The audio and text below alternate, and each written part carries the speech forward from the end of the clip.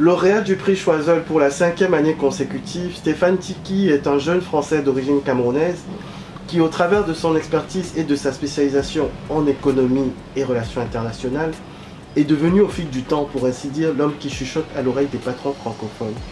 Nous avons le plaisir de l'accueillir aujourd'hui dans ce nouveau numéro de Regard Contemporain. Bonjour Stéphane. Bonjour Yvan.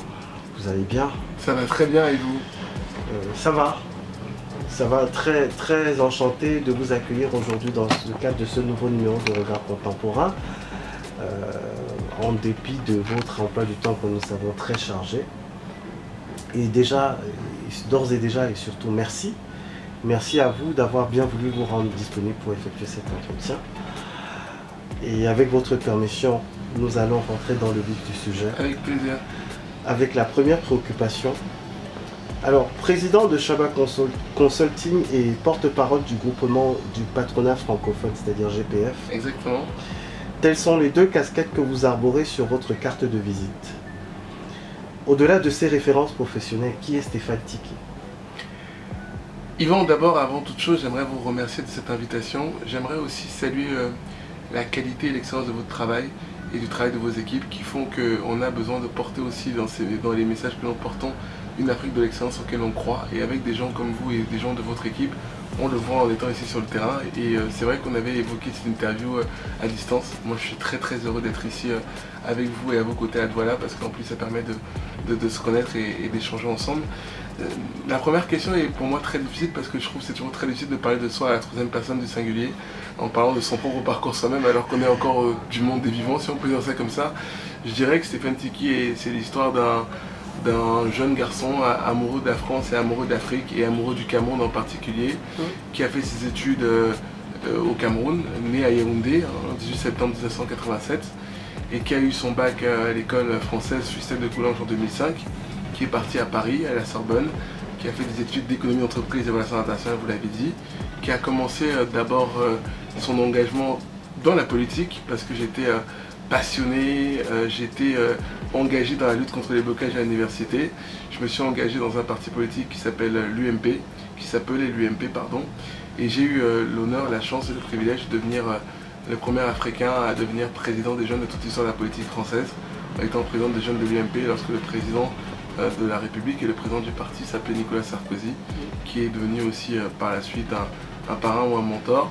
Et puis fin 2016, début 2017, j'ai eu envie après avoir fait vraiment carrière que dans la politique, puisque j'ai été président des jeunes, j'ai été le plus jeune au bureau politique du parti, le plus jeune secrétaire national, je me suis rendu compte qu'il y avait quelque chose qui manquait dans ce parcours-là. C'était redonner aussi à ce continent que j'aime tant, l'Afrique, quelque chose qui m'avait donné, puisque j'ai grandi ici, je suis né ici, et je me disais que ce continent avait besoin aussi que les talents du continent viennent avec beaucoup d'humilité, mais viennent mettre une petite pierre à l'édifice pour œuvrer à développer économiquement ce continent qu'on aime tant. Et c'est comme ça que j'ai eu l'opportunité de rejoindre le groupement du patronat francophone, et j'en suis aujourd'hui directeur du développement et porte-parole. Et à côté de ça, comme vous l'avez dit, j'ai aussi décidé de créer ma boîte, Shabak Consulting Group, qui est un cabinet d'affaires publiques qui permet d'accompagner tous les porteurs de projets qui veulent s'apporter sur le continent africain. Et donc je cumule ces deux casquettes. Le groupement du patronat, c'est le premier réseau d'affaires francophones dans le monde, avec 20 millions de PME que l'on installe dans tous les pays où on parle français. C'est 20 millions de PME qu'on installe dans 80 pays.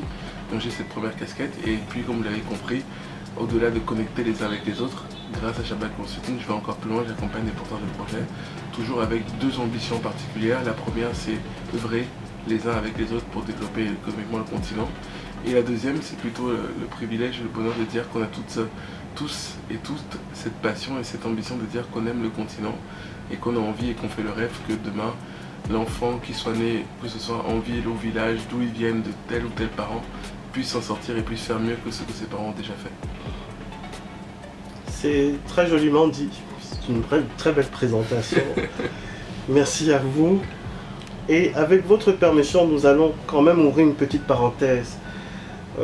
Comment est-ce que le jeune homme, né à Yaoundé, au Cameroun, fervent défenseur des libertés, du travail et du mérite, puisque vous l'avez si bien relevé dans vos premiers éléments de réponse, se retrouve aujourd'hui basé à Paris, mettant ses compétences au service des dirigeants africains et européens? Nous l'avons compris, vous l'avez un peu abordé, puisque vous avez parler de façon sommaire de votre parcours académique. Mais je pense que les personnes qui nous suivent sont quand même curieuses se posent la question de savoir, mais il est parti du Cameroun à quel moment, ça s'est passé comment une fois arrivé en France. C'est des questions ou alors des préoccupations qui reviennent souvent parce que vous le savez mieux que moi, peut-être mieux que nous.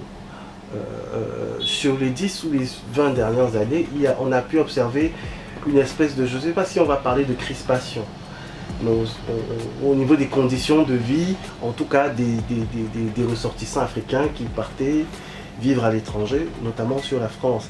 Donc, est-ce que vous avez été confronté à d'éventuelles difficultés? Est-ce que ça a été facile pour vous? Voilà. Écoutez, moi je suis parti ici en 2005, j'avais 17 ans, donc j'ai eu le bac, comme j'ai dit, un bac ES en spécialité économie à Fustel de Collonges. Et je suis arrivé à Paris, bien sûr il y a eu des difficultés, hein. La réalité des parcours, de toute façon, il n'y a jamais de parcours de réussite sans difficulté. D'abord la difficulté d'adaptation, puisque comme moi je suis né ici, j'ai grandi ici, donc un univers différent. La difficulté aussi, vous allez certainement rigoler, mais la difficulté aussi du temps, puisqu'en fait par exemple, nous à Yaoundé, il fait jour 6h du matin et on allait à l'école. En hiver, il fait jour à 8h30, 9h et à 16h, il fait nuit. C'est-à-dire que vous vous réveillez, il fait nuit, et vous rentrez chez vous, il fait nuit.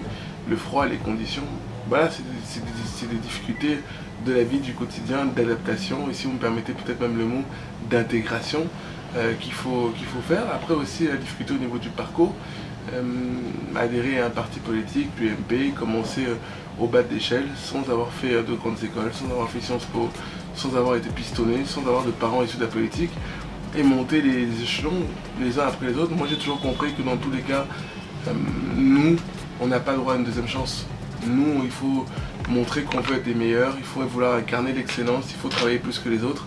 Et donc, ce sont les raisons et aussi peut-être les causes qui deviennent ensuite les conséquences du fait qu'on soit accepté ou validé dans cet écosystème-là.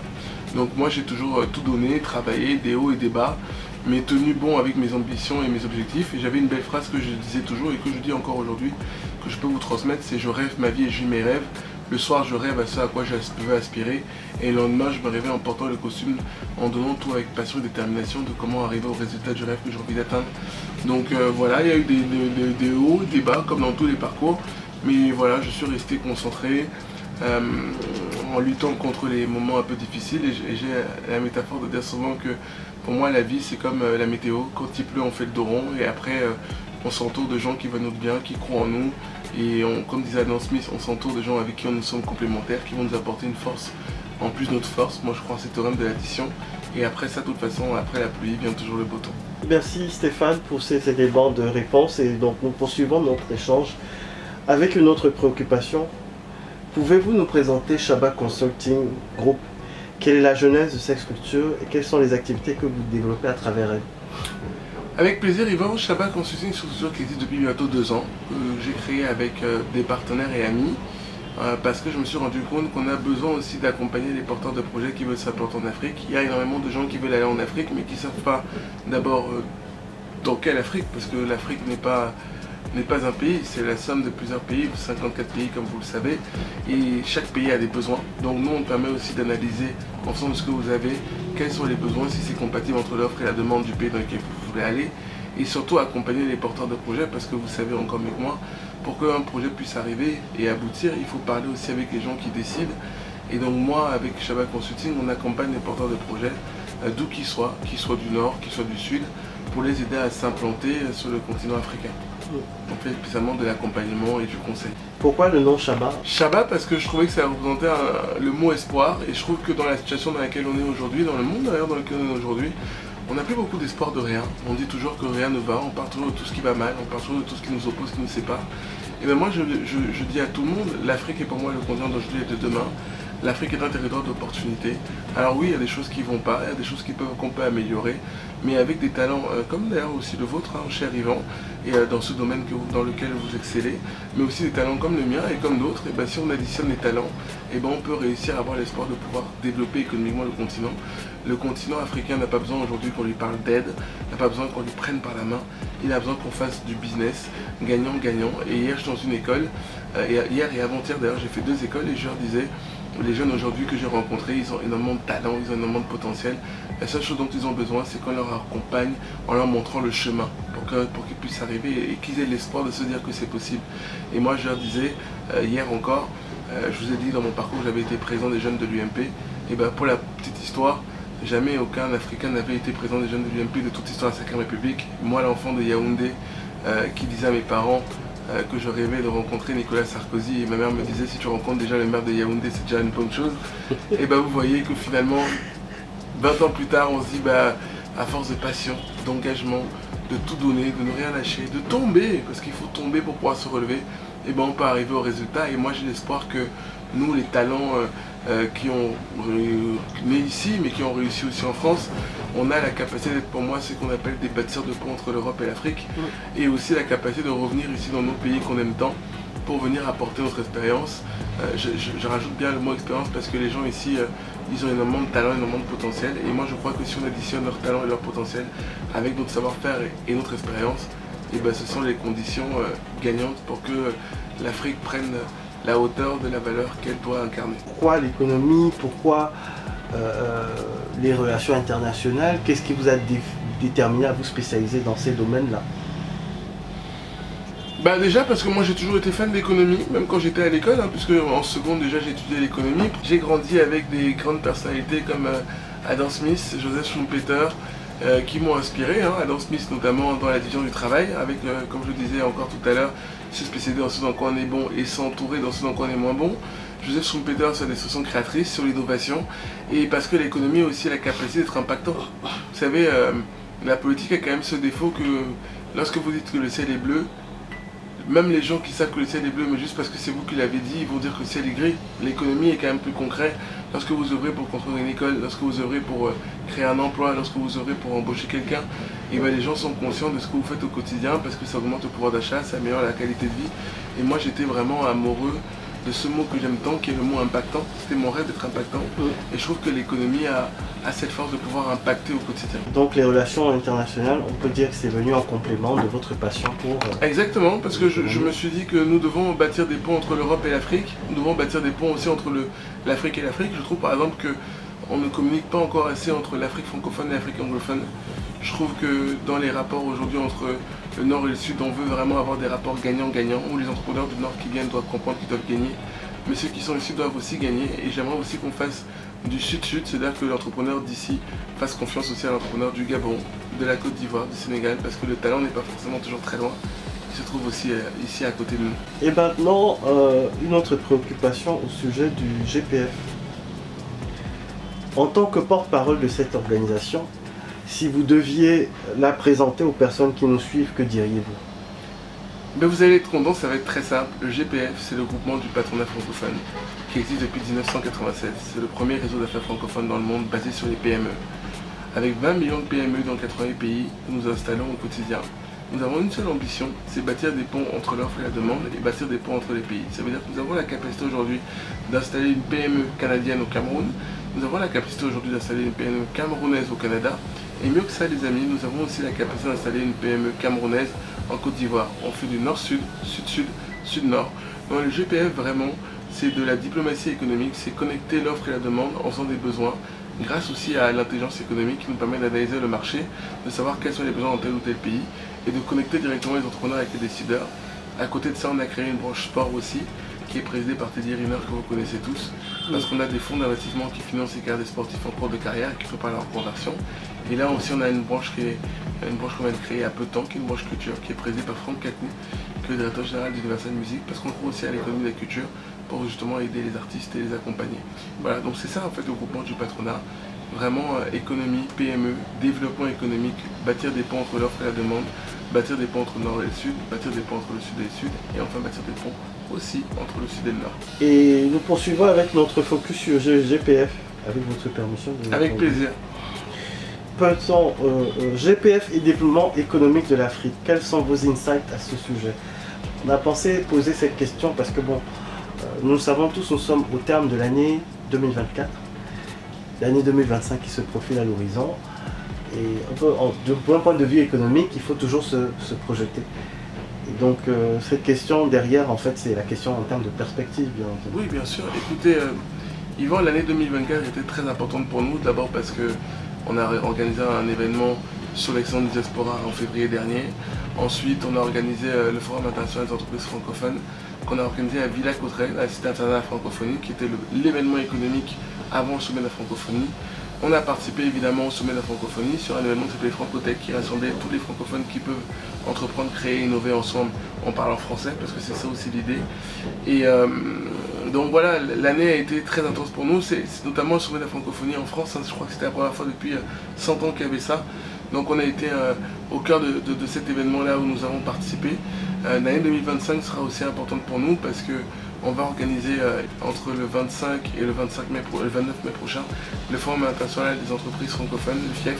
On le fait cette fois-ci pas en France à Villers-Cotterêts, on le fait sur le continent en Côte d'Ivoire. On va ramener tout l'écosystème francophone, c'est-à-dire que ce soit des gens du Canada, des Émirats, des Français, mais aussi des gens du continent qui sont du Congo, du Sénégal, du Cameroun, et qui veulent du Maroc, de la Tunisie, qui vont venir en Côte d'Ivoire afin qu'on puisse bâtir un pont entre l'offre et la demande, faire des B2B et faire du développement économique. Et enfin, je terminerai en vous disant, nous on essaie d'être au maximum concret, d'accompagner des boîtes qui sont dans l'agriculture, dans la formation, dans le numérique, dans la tech. On travaille par exemple avec un autre compatriote camerounais qui s'appelle Douglas Biandou, qui a créé 10 000 codeurs, ce qui forme les jeunes au métier du numérique, parce que tout le monde dit mon cher Yvan, je vais faire du numérique, mais qu'est-ce que tu fais dans le numérique concrètement? Donc vous voyez, on a ces perspectives là sur la formation, sur l'éducation, sur l'agriculture, sur la tech, sur le numérique, qui vont être évidemment des moments importants, sur l'écologie, sur le RSE aussi, et même sur les ICC. Voilà, ce sont un peu les principales priorités sur lesquelles on va devoir œuvrer en 2025. Peut-on véritablement affirmer qu'il y a un renouvellement des relations économiques entre l'Europe et l'Afrique aujourd'hui? Écoutez, Yvan, je vous parle du fond du cœur. Moi, je pense que nous, on y œuvre. Voilà, je ne peux pas parler de choses que je ne maîtrise pas, mais en tout cas, je vous assure qu'au niveau du groupement du patronat, nous, on fait ça et on passe ces appels-là. Moi, j'ai rencontré aussi quelques fois déjà le président de la République française, M. Macron, et à qui on a porté ces messages en disant qu'on a besoin d'avoir un renouveau dans les relations, parce qu'on est dans une nouvelle génération. On a besoin d'une relation gagnant-gagnant dans laquelle ceux qui viennent, ils viennent pour gagner, mais ceux qui sont sur place doivent aussi gagner. En apportant justement les PME, parce que 80% du tissu économique du continent africain, c'est basé sur les PME, comme vous le savez. Et on a aussi envie, c'est une ambition qu'on porte, c'est transformer ce que vous connaissez, cette économie informelle en économie formelle. Donc nous, on appelle à nos voeux, et toutes les PME qui sont avec nous au sein du groupement du patronat, qu'elles soient du nord au sud ou du sud vers le sud, premier mot c'est la confiance, et deuxième mot c'est du gagnant-gagnant. Hier à Yaoundé, j'ai fait 3 conférences depuis que je suis là. Là cet après-midi j'ai une conférence au patronat ici, le JICAM. Voilà, donc à tous les acteurs, mais je veux aussi que mes frères du continent prennent conscience de leurs valeurs, parce qu'à chaque fois, comme on se dit les choses et qu'on a dit qu'on parlait avec le cœur et sincérité, moi il y a quelque chose qui me révolte tout le temps, c'est quand je vois mes frères du continent, à chaque fois que quelqu'un vient pour investir dans ce pays, dans ce continent, il s'excuse, il le remercie. Il ne faut pas s'excuser ou remercier les gens qui viennent, ils viennent pour gagner. Il faut aussi que nous, on soit conscients de cette valeur-là pour dire qu'on a aussi de gagner et que pour qu'on gagne, il faut faire un pont entre les uns et les autres ensemble. Donc moi, c'est ce à quoi je crois et j'essaie de le faire. Je pense que vous sentez évidemment la passion et l'engagement. Je donne toutes mes forces, toute mon énergie là-dedans parce que je tiens énormément à ce continent, je tiens énormément à ce pays dans lequel mes parents résident. Voilà, c'est pour ça que dès qu'on peut faire quelque chose comme là dans les écoles pour former les jeunes, pour donner un conseil, pour accompagner, pour expliquer que l'Afrique est un territoire d'opportunité, que si les gens qui viennent, ils viennent pas parce qu'on est beau et sympathique, ils viennent parce qu'ils viennent pour gagner. Et bien notre job c'est de leur dire que si eux viennent pour gagner, nous devons aussi gagner, c'est ça le gagnant-gagnant. Et moi j'y crois, et je crois qu'il faut aussi un mariage, si vous me permettez l'expression, entre les enfants du continent et la diaspora, parce que souvent les enfants du continent ne voient pas toujours d'un bon oeil la diaspora, parce que la diaspora souvent aussi avec un peu de sincérité manque souvent un peu aussi d'humilité. Donc je pense qu'il faut un mariage avec le talent et le savoir-faire des enfants du continent, avec aussi le talent et le savoir-faire des enfants de la diaspora, parce que nous avons la même passion, l'amour de ce continent, l'amour de ce pays, et la même ambition, c'est d'œuvrer ensemble, pas les uns ou les autres, parler de renouvellement des relations. Peut-être que là justement on peut changer, c'est pas les uns ou les autres, c'est les uns et les autres ensemble. Et je terminerai en vous disant aussi une chose, peut-être qu'on peut aussi changer quelque chose en disant que nous-mêmes, enfants du continent ici, ou enfants de diaspora, quand il y a quelqu'un qui fait quelque chose de bien et qui s'en sort, et ben ce serait bien de valoriser ce qu'il fait, et pas toujours dire ce qui ne va pas. Et souvent on va parler de choses qui nous différencient, et ben moi je trouve qu'il faut parler de quelque chose qui nous permet de nous rassembler, parce que c'est ça qui nous permet de dire que nos différences sont nos forces, parce que ça crée la complémentarité. Nous clôturons cette septième préoccupation, on va dire, sur cette note d'espoir distillée par vous, Stéphane. On est toujours dans le renouvellement des relations économiques entre l'Afrique et l'Europe. Maintenant, on fait un focus sur le renouvellement des relations entre la France et l'Afrique. Effectivement. La France qui fait partie de l'Europe. Hein. Bien sûr. Est-ce que ce renouvellement est effectif? Quand on parle du renouvellement des relations économiques entre l'Europe et l'Afrique, est-ce que ce renouvellement est effectif du point de vue des rapports entre la France et l'Afrique? C'est ça la question. Écoutez Yvan, je vais vous répondre avec toujours la même sincérité. Moi je pense que, en tout cas, j'essaie de l'appliquer dans mon quotidien. On essaie en tout cas d'accompagner des gens qui croient en ce renouvellement-là et qui viennent en Afrique parce qu'ils viennent pour faire du gagnant-gagnant. Pour vous donner une réponse plus concrète, que vous ne m'avez pas encore posée mais que j'anticipe, c'est comment est-ce que concrètement on œuvre aux nouvelles relations entre la France et l'Afrique. Et bien je vais vous donner un exemple concret. Ce qui fait que par exemple dans les pays, on ne dit pas qu'on vient pour changer les pays des gens dans lesquels on va. On ne dit pas qu'on vient pour améliorer le pays de là où on est. Parce qu'on sait en fait que chacun dans son pays a une valeur ajoutée, un savoir-faire que nous ne savons pas puisque nous n'habitons pas ce pays-là. En revanche, qu'est-ce qu'on fait de nouveau dans ce changement des nouvelles relations? On va se baser sur les acteurs locaux, qui sont les patronats, qui sont les chambres de commerce, qui sont les décideurs économiques, pour qu'ils nous disent quels sont les besoins dans les pays et que nous venons en complément pour apporter justement une valeur ajoutée. Et on va mettre autour de la table, mon cher Yvan, les décideurs économiques avec les décideurs des pays pour faire comprendre que l'économie a besoin de la politique et la politique a besoin de l'économie. C'est pas l'un ou l'autre, c'est l'un et l'autre ensemble. Aujourd'hui, quand on a un acteur français qui vient sur le continent africain, on est en compétition avec l'Italie, l'Espagne, l'Angleterre, les États-Unis, les Turcs, les Libanais et même les Russes et les Américains. Donc on est dans un vrai marché de concurrence pure et parfaite, cher à ce Joseph Schumpeter que j'ai cité tout à l'heure, et on sait que les meilleurs vont ceux qui ont été plus choisis et ceux qui vont avoir les meilleurs produits. Et donc de ce fait-là, tous ceux qui viennent sur le continent ont compris qu'ils ont besoin d'amener les meilleurs projets pour être choisis parce qu'ils sont en compétitivité et que les pays du continent doivent choisir ceux qui sont les meilleurs pour améliorer les besoins de leur population. Ça déjà ça change parce qu'on est passé d'une situation où avant c'était un monopole, un duopole, à un marché aujourd'hui de concurrence pure et parfaite. Et puis avec un peu d'humilité, je vous dirais que moi je m'inspire beaucoup de ce que font les gens et notamment ce qu'ils font en bien. Et quand je vois comment ça se passe notamment avec les pays du Commonwealth sur la partie business, et ben moi je rêve que sur la partie francophone, voilà, on soit encore plus concret, plus efficace pour faire du business ensemble. Entreprendre, créer, innover, qu'on peut le faire en français. Nous poursuivons avec une autre préoccupation. Le prix du jeune leader européen, le prix de l'entrepreneur francophone, la médaille de l'égalité et de la méritocratie. Que vous inspirent ces reconnaissances que vous avez reçues respectivement en 2015 et en 2022? Voilà, vous voyez, je bug. J'ai vraiment du mal à parler de moi à la troisième personne. C'est pas quelque chose que j'adore faire parce que je considère qu'on est, on est dans la route, on est dans le combat. On est dans le combat parce que nos frères et sœurs doivent pouvoir s'en sortir sur le continent. Les reconnaissances individuelles, évidemment, tout comme l'accueil chaleureux que j'ai eu à Yaoundé et que j'ai eu aussi à Douala, ça me fait toujours chaud au cœur. En vrai, ça me donne de la force. Et la semaine dernière, j'ai été honoré dans le prix d'excellence de ceux qui bâtissent des ponts entre l'Europe et l'Afrique, devant deux grandes sœurs originaires du Cameroun, Tata Denise Epotet et Tata Elisabeth Tchungi, qui sont des tatas aussi qui ont écrit leur légende dans leur domaine. Elisabeth Tchungi dans le journalisme et aujourd'hui au sein du groupe Orange, Tata Denise Epotet dans le journalisme avec notamment TV5 Monde. Et ben vous savez, dans les métiers qu'on fait, on a, et du coup c'est une confession personnelle, mais je pense que d'autres aussi l'ont dit avant moi, on a souvent des moments de solitude. Parce que moi, tous les 15 jours, je vais dans un pays différent pour rencontrer acteurs économiques, décideurs, chefs d'État et gouvernement, connecter les uns et les autres ensemble. Ce qui fait qu'on est toujours loin de notre famille, puisque moi, ma famille est ici, loin des nôtres, loin de là où on habite, Paris. Et donc on fait cette route-là parce qu'on aime le continent et on se dit que c'est aussi la responsabilité qu'on a de pouvoir œuvrer à notre petit niveau à faire les choses. Et donc vous savez, ces récompenses individuelles, d'abord elles récompensent le travail, la persévérance, la détermination, la ténacité. Même si c'est moi que vous voyez aujourd'hui, Yvan, elles récompensent aussi le travail d'une équipe autour de moi extraordinaire, une équipe autour de moi au sein du groupement du patronat à travers le président qui me fait confiance, qui me donne la liberté d'aller sur le continent pour faire les choses.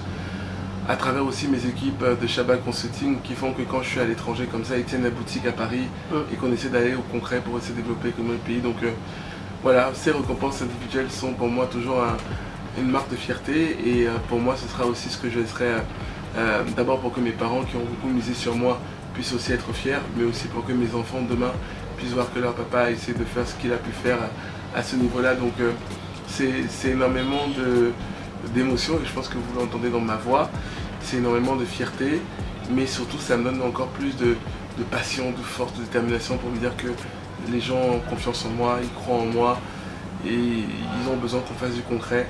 Donc il faut continuer à tout donner, tout donner, tout donner pour arriver au résultat le plus vite possible pour que les gens soient mieux.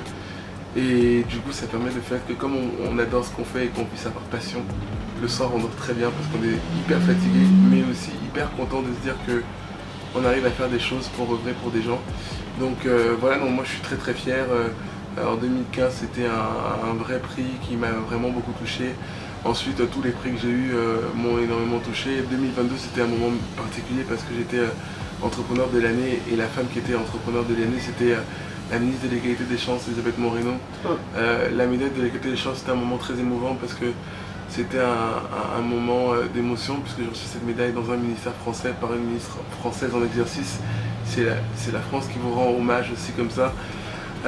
Voilà, écoutez, c'est chaleureux, ça fait chaud au cœur, mais ça ne me change pas en tout cas pour que tout le monde soit au courant. Moi ça ne me change pas de ma route, de mes ambitions, de mes objectifs qui sont faire, apporter, créer et surtout résultat. Donc ça donne de la force et je dis toujours à mes équipes, on est content, on célèbre, mais le lendemain c'est un nouveau combat qu'on écrit avec une nouvelle page qu'on écrit, donc une page blanche, on recommence à zéro. C'est plus des sources d'inspiration pour vous et des messages d'encouragement.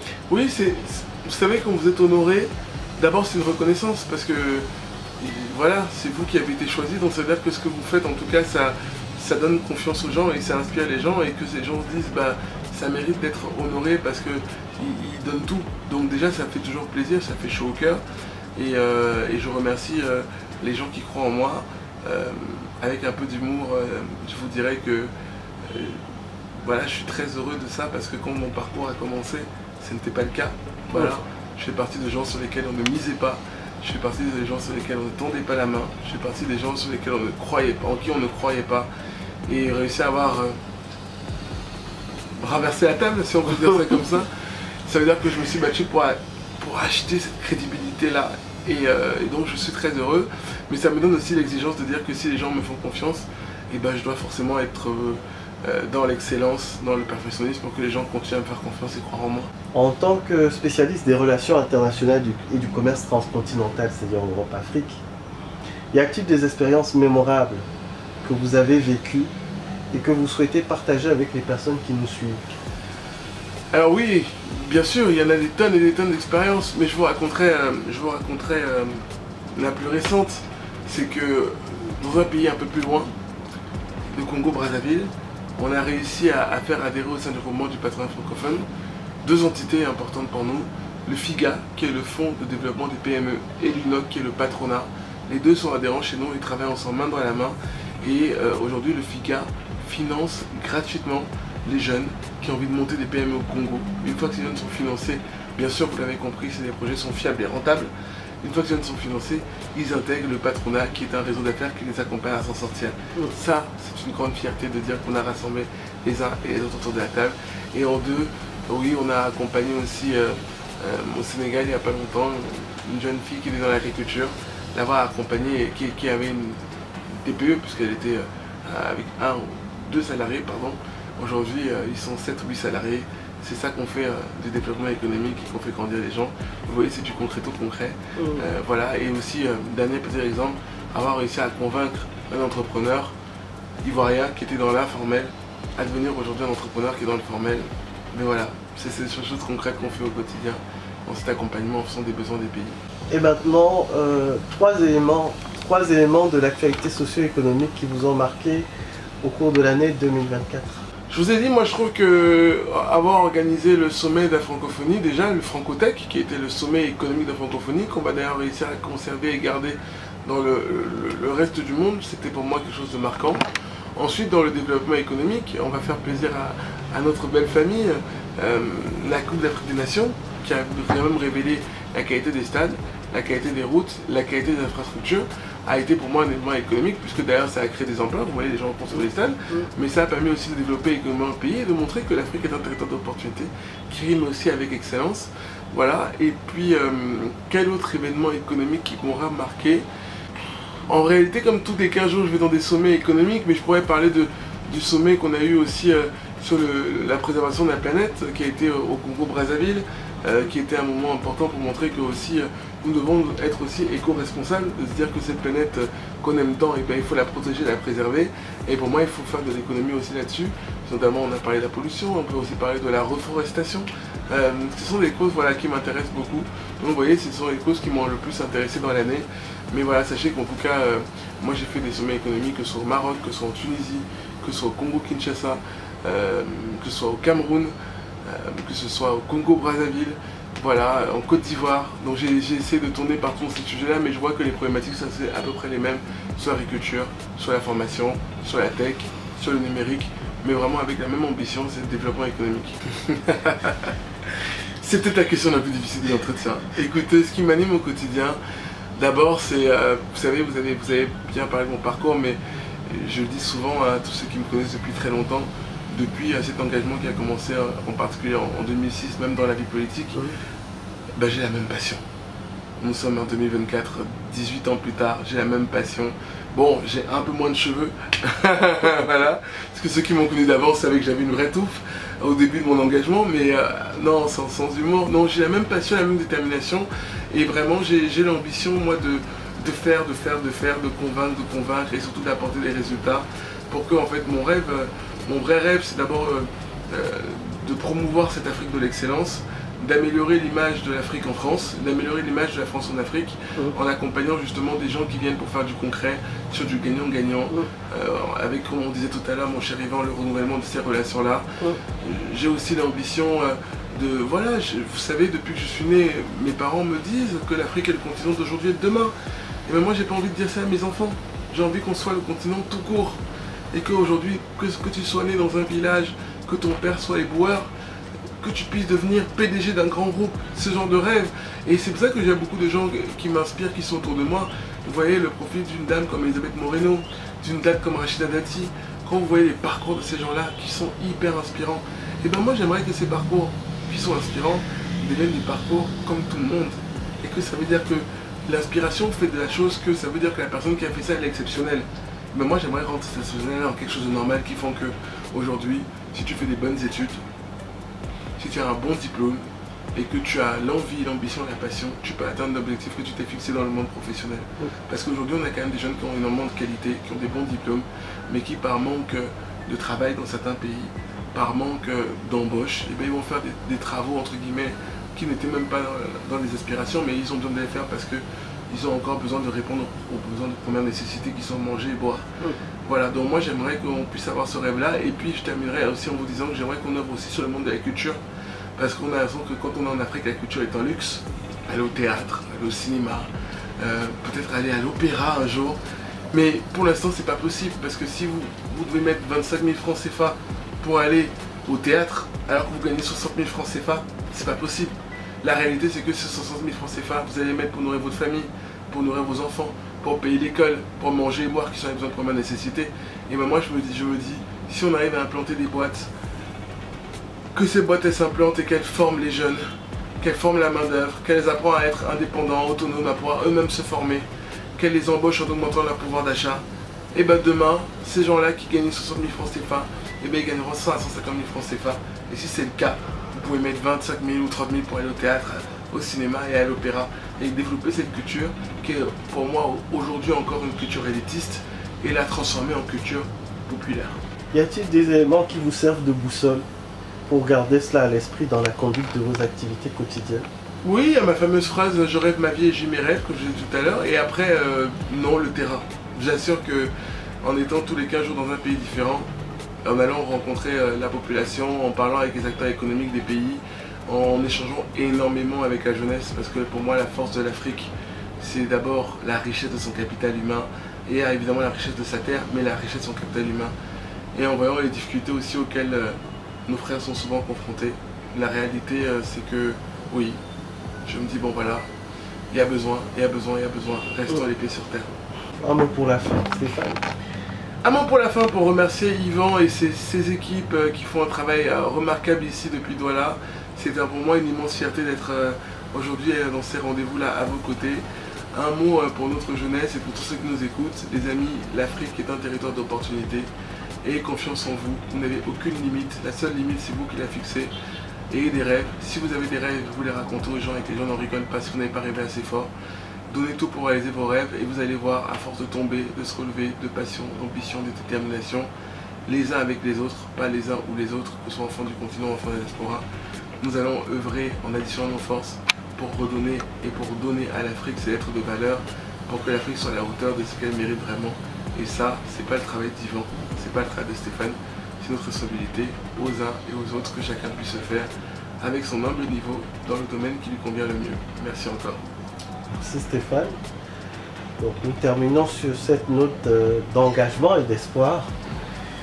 Et encore merci à vous pour cet entretien. Merci pour les différents moments d'inspiration, de partage que vous avez dont vous avez bien voulu nous faire part.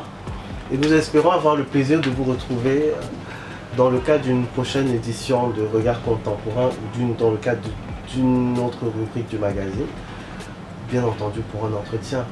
Avec plaisir.